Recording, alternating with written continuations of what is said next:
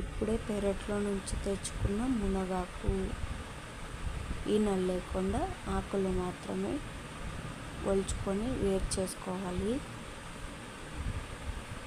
ఆకులు తీసుకొని గిన్నె తీసుకొని వాటర్ పోసి శుభ్రంగా కడుక్కోవాలి.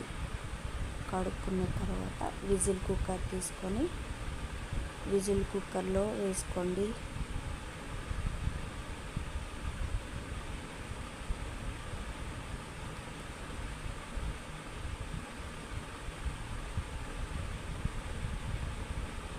వేసేసుకున్నాక కొన్ని వాటర్ పోసి కుక్కర్కి మూత పెట్టేయండి.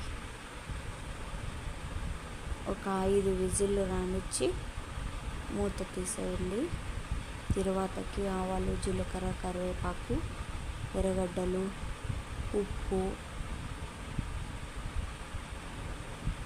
కారం వేసుకొని కలిపెట్టాలి.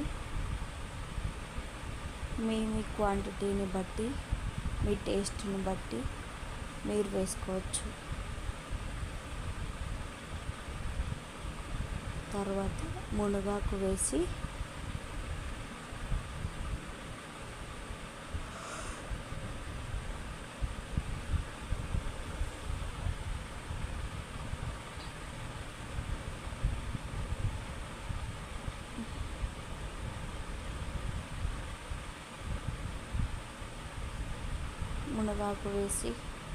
కలిపెట్టుకోవాలి.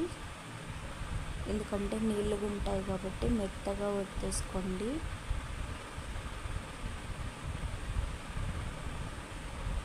బాగా కలిపెట్టిన తర్వాత కొద్దిసేపు నూనెలో మగ్గనిచ్చండి. మగ్గిన తర్వాత ఒకసారి టేస్ట్ చేసుకోండి. ఒకవేళ ఏమైనా ఉప్పు, కారం తక్కువ ఉంటే వేసుకోండి.